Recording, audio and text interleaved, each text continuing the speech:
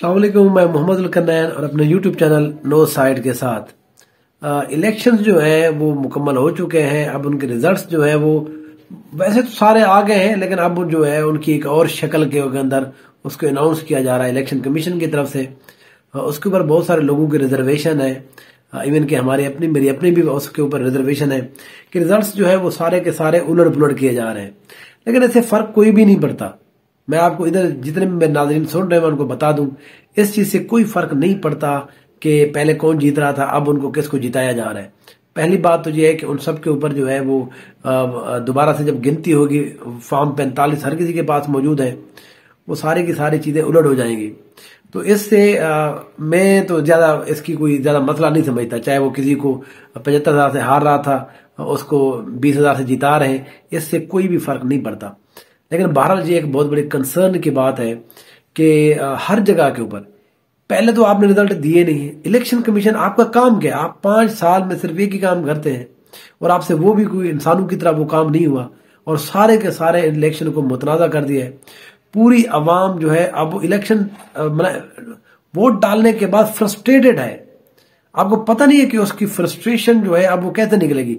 Vote के जरिए उन्होंने फ्रस्ट्रेशन निकाली है, लेकिन अब अगर आप वोट का उसका हक को जो उन्होंने अदा किया है उसके ऊपर आप डाका डालेंगे तो फिर उसके बाद जो ऑप्शन है ना वो ज्यादा बेहतर नहीं है।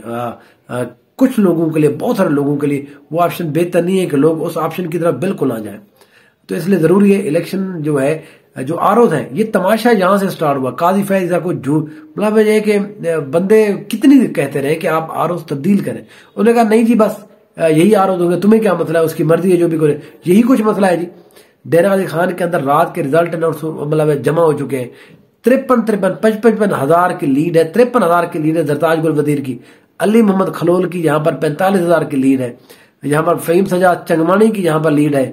यहाँ पर जो दूसरा मार सजा उसने छीना है जो अवैस लिगारी के खिलाफ था, लेकिन आप रिजल्ट नहीं दे रहे उनको, तो किस तरह आप तब्दील कर देंगे? वो लोग किधर जाएंगे? उनके इतना लोगों ने वोट दिया उनको, तो आपको क्या लगता है वो चुप करके घर बैठ जाएंगे?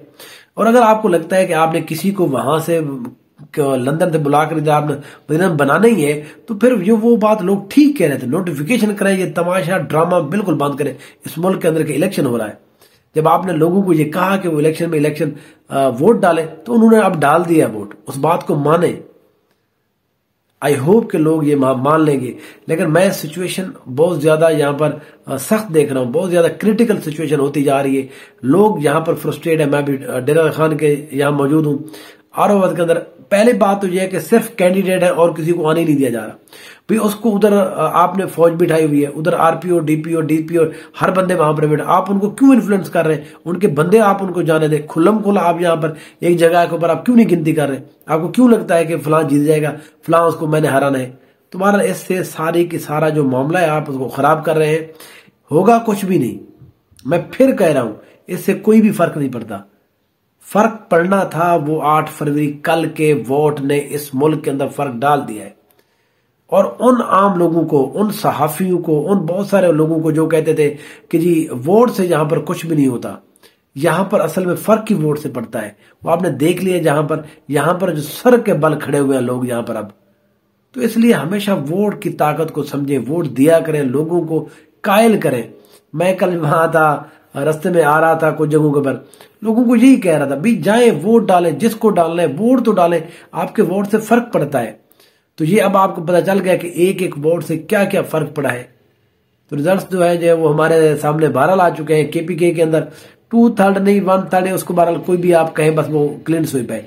एमपीए के तो मेरे ख्याल में 3 से 4 बंदे ही सिर्फ उनके जीते हैं, बाकी तो सारे पीटी वाले जीत गए वहां पर। इसी तरह के हर जगह के सिचुएशन है। पंजाब के अंदर भी यही सिचुएशन है। क्वेश्चन सबसे बड़ा ये है कि आखिर ये कैसे हुआ, आखिर ये हुआ क्यों? मैं थोड़ी सी आपको इसकी देता हूं, बाकी हम इंशाल्लाह एनालिसिस करते रहेंगे इसके ऊपर हर हल्के के हवाले से। देखिए, मुझे तो बुनियादी तौर के ऊपर 2 सबसे अहम चीजें लगी हैं इस इलेक्शन के अंदर। महंगाई कोई फैक्टर नहीं था, कोई भी बिल्कुल फैक्टर नहीं था। यहां पर महंगाई के ऊपर बात हो ही नहीं रही थी। सबसे बड़ा जो मसला था, आपने एक अवाम के इतने बड़े लीडर को जेल के अंदर डाला हुआ है और आप अवाम को ये कैल ही नहीं कर पाए कि आपने उसको ठीक केस के अंदर डाला हुआ है। हो सकता है आप उसको ठीक समझते हो, वो केस उनके ऊपर ठीक है, कम से कम अवाम को आप नहीं समझा पाए कि क्या वो जो केस है वो ठीक है या नहीं है। फिर उसके बाद सबसे ज्यादा जो जो गंद मचा है वो इद्दत वाले केस ने मारी है। या सोशल मीडिया के ऊपर आप चले जाए, या इवन आम लोगों को मैं मिला हूं बहुत सारे, वो कहते रहे भी ये क्या केस है, आपने इस्लाम को यहां पर इतना इस हद तक आगे खड़ा कर दिए, आपका सियासी इख्तलाफ है, सियासी तौर पर उसको डील करें। पहला इम्पैक्ट ये था। दूसरा जो इम्पैक्ट था वो था खौफ और तशद्दुद का रास्ता जो रियासत ने पिछले 1.5 साल में इस मुल्क के अंदर रवा रखा है। इसलिए इस वजह से लोगों ने इस चीज के ऊपर, जिस तरह से लोगों के साथ पिछले 1.5 साल में इन लोगों ने हशर किया है, वो सारा कुछ रिजल्ट यही आने थे। आप घरों के अंदर घुसे हैं, लोगों को नाजायज पर्चे, ये कल परसों तक इलेक्शन से एक दिन पहले तक यहां पर पुलिस यही हरकतें करती रही है। और डीपीओ साहब को, आप किसी भी डीपीओ को आप मिले हो, आपको वो लगता है ऐसे कि जैसे वो दीनदार और दुनिया का सबसे बड़ा जो वो काबिल बंदा है वो वही है। ये बिल्कुल कुछ नहीं है, फारिग तरीन लोग हैं। लोगों ने जो हशर किया है अवाम के साथ, मैं सिर्फ बता सकता हूं, मैं वो लोग जिनके साथ ये काम हुए हैं, अब हम लोग शायद महसूस नहीं कर पाए। थोड़ी हीट हमें भी मिली है, उस हद तक नहीं मिली है जो हमें हीट मिली है। जो लोगों को यहाँ पर उनका तशद्दुद किया गया है, घरों के अंदर, रातों के अंदर उनके बच्चों को उठाया गया है, उनकी माओं बहनों को जलील किया गया है, उस जिलालत का जो रिजल्ट है वो कल लोगों ने दिखाया है। ये बहुत सारे लोगों को समझ आ जानी चाहिए कि इस मुल्क के अंदर अब जो है इस तरह की बदमाशी, इस तरह का घटियापन, इस तरह की सोच बिल्कुल अब लोग बर्दाश्त नहीं करते।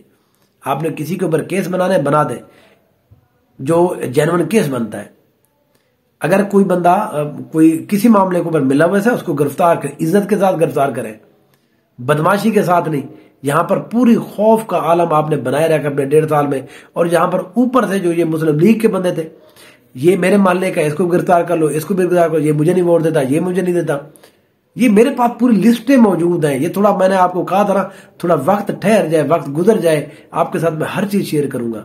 मेरे पास पूरी रिपोर्ट पड़ी हुई है कि जहां पर किस किस बंदे ने किस तरह की बदमाशी किया लोगों के साथ, लोगों को इतना ज्यादा तशद्दुद का निशाना बना। ये जो एसएचओ घूम रहे हैं, जो कहते हैं कि हमें ऊपर से आर्डर है, ऊपर से क्या आर्डर है आपको? ये आर्डर है कि आप किसी भी बंदे की घटियापन के ऊपर आ जाए, आप किसी को गिरफ्तार करके उसकी मां बहन को दलील करें, तो कल उसको कोई आर्डर दे दे तो वो आपको थप्पड़ मार दे तो फिर ठीक है। तो जिस तरह का यहां रवा रखा गया, ये अवाम का रिएक्शन था, तो उस रिएक्शन का ये नतीजा आपने देख लिया है। फिर बात होगी। Thank you.